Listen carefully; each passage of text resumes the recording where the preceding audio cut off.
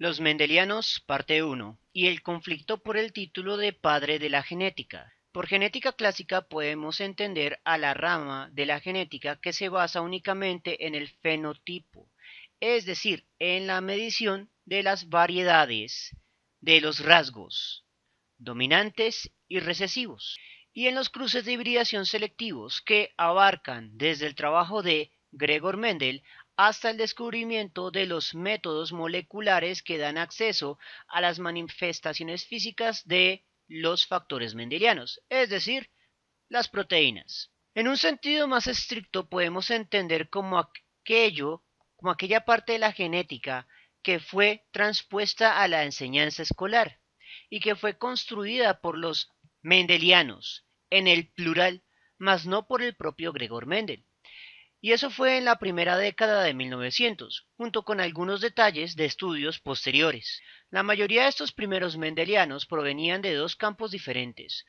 Unos eran especialistas en botánica y otros eran matemáticos puros. La genética clásica parte de un problema. Las leyes mendelianas parecían explicar muy bien, pero muy bien, un selecto conjunto de casos específicos, a veces solo algunos caracteres dentro de un mismo modelo biológico, pero no servían para la mayoría de los eventos naturales. Incluso hay rasgos dentro de la propia arveja que son graduales, problema que de hecho reconocieron tanto Charles Darwin como Alfred Russel Wallace, y por lo tanto evitó que ambos estudiaran de manera más profunda la herencia discreta, la que llamamos mendeliana, por considerarla muy rara y simple, como bien se puede leer en sus cartas. Ellos estaban interesados en describir un tipo de herencia mucho más común y que se presentaba en poblaciones naturales que ellos habían estudiado, ya fuera de aves o de mariposas. Sin embargo, eso no evitó que muchos mendelianos se enamoraran profundamente del modelo de herencia discreto e intentaron expandirlo una vez fue popularizado por Carl Correns y Hugo de Vries en 1900. Incluso hay artículos de 1950 y algo en el cual se trata de forzar la herencia darwiniana de caracteres humanos a un modelo de herencia mendeliano casi a las malas. A estos primeros genetistas mendelianos les debemos también la creación de un nuevo vocabulario, el vocabulario de la genética mendeliana o genética clásica, del cual se nos heredan conceptos o palabras como genética, gen, alelo, genotipo, fenotipo, mutación, homocigoto u heterocigoto.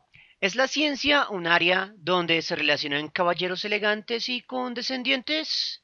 ¿O es en realidad la confrontación como si se tratara de una lucha de perros y gatos por la gloria y la fama? El redescubrimiento de Mendel es una historia bastante complicada, y lo es más si nuestra visión de la ciencia es la de caballeros elegantes que discuten todo con un estirado tono de condescendencias, como elegantes caballeros británicos tomando té de forma sofisticada.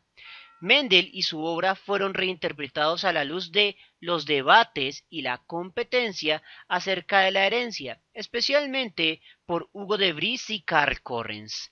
Mendel fue elevado a la categoría de padre de la genética no por una condescendencia caballeresca de sus redescubridores hacia él. De hecho, gran parte del modelo mendeliano que aprendemos en los libros de texto es adjudicable específicamente a Karl Correns, y él lo sabía, pero para evitar que su rival Hugo de Vries se quedara con la prioridad histórica del descubrimiento de la genética y con el título de padre de la genética, pues él había publicado primero el tema, pero no de la forma tan completa como lo había hecho Karl Correns.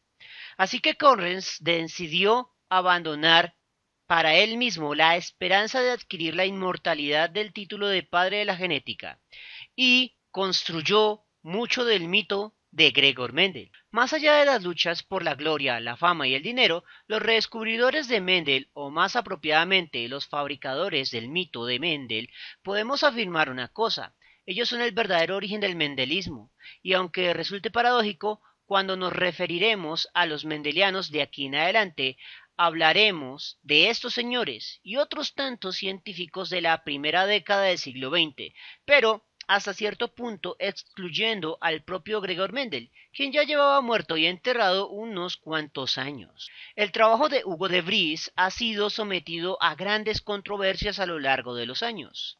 A pesar de no mencionar a Gregor Mendel como referencia en su trabajo, la organización del artículo de Vries es muy semejante a la del artículo de Mendel. La terminología difería.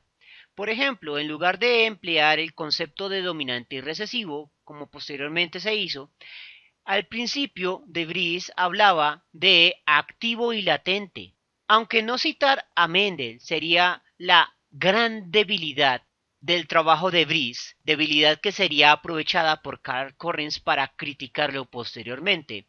El trabajo de Hugo de Vries también tenía otra debilidad, una que tal vez a nuestros ojos puede parecer muy grave en términos de ética científica. Asumiendo que de Vries estaba enterado del trabajo de Mendel y del radio 3:1 en el monohíbrido, que él mismo referencia como una ley natural, estaba estancado en un problema espinoso. Sus datos experimentales no concordaban con la proporción 3:1. Como se vio en los problemas con genética mendeliana, las proporciones teóricas que se asumen bajo un azar perfecto no se traducen de forma exacta a las proporciones obtenidas experimentalmente.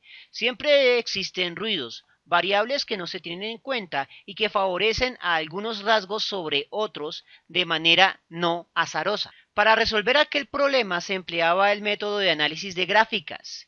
Posteriormente y en la actualidad no usamos las gráficas, en realidad utilizamos pruebas estadísticas de hipótesis como la chi-cuadrado o la ANOVA de Fisher. El problema para la época de Vries es que precisamente en esas fechas estaba comenzando a desarrollarse las teorías estadísticas sobre las cuales se crearían esas pruebas de hipótesis.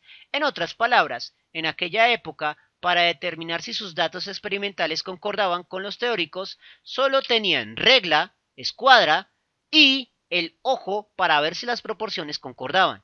Por ejemplo, las pruebas de tipo Chi cuadrado fueron desarrolladas entre los años 1900 a 1920 por Karl Pearson, o las pruebas de análisis de varianza llamadas ANOVAs fueron desarrolladas por Ronald Fisher en 1925, todas posteriores al artículo de Hugo de Vries que fue publicado pocos años antes de 1900. Hugo de Vries estiró sus conclusiones, pero no maquilló sus datos maliciosamente, de lo contrario sería difícil pescarle en el error.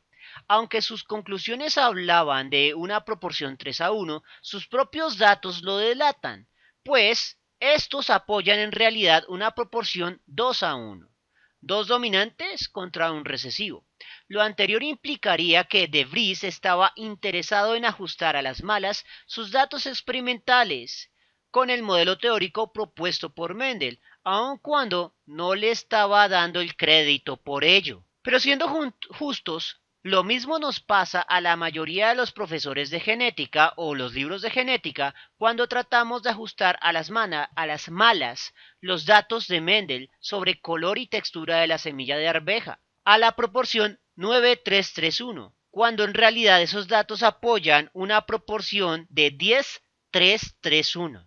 Hugo de Vries puede ser recordado como quien inició el concepto de gen, aunque él lo llamó pangen, que literalmente significa lo que da origen a todo.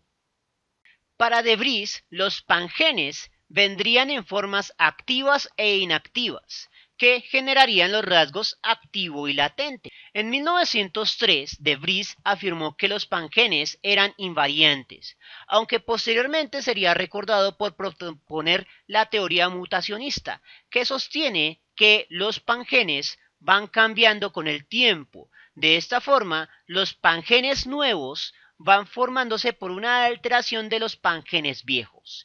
Y esto lo afirmó debido a que se encontró con una mutación en una planta llamada onagra.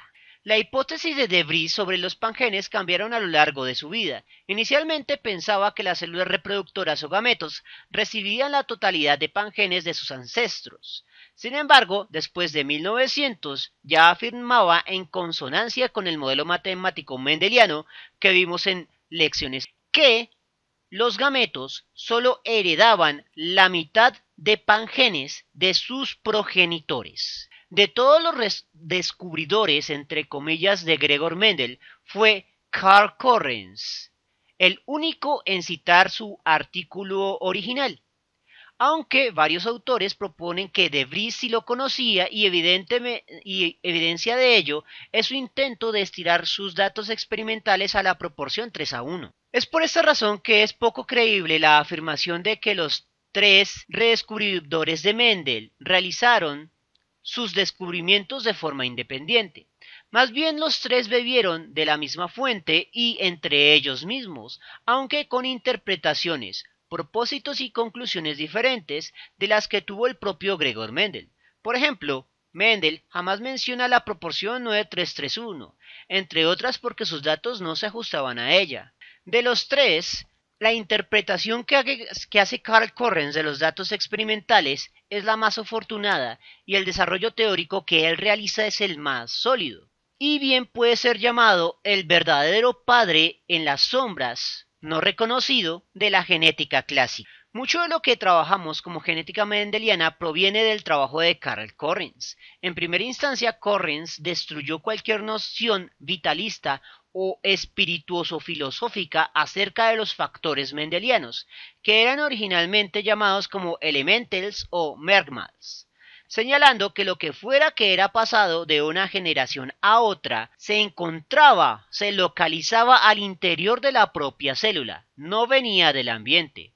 Justo el lugar, el núcleo celular, donde poco tiempo antes otros científicos habían descubierto una misteriosa estructura llamada el cromosoma. Correns fue el primero en expresar el resultado o proporción 9331, aunque no lo relacionó explícitamente con la capacidad que tenía cada rasgo de ser distribuido independientemente, por lo que probablemente lo relacionó con la idea de generar todos los gametos posibles.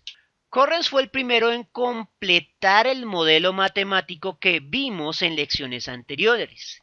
Mendel no tenía concepto de homocigotos, por lo que codificaba a los línea pura con un solo factor.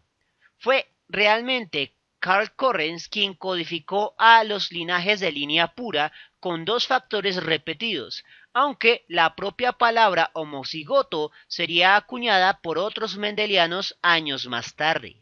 Tradicionalmente se nos dice que hay un tercer redescubridor de Mendel, Erich von Schermach.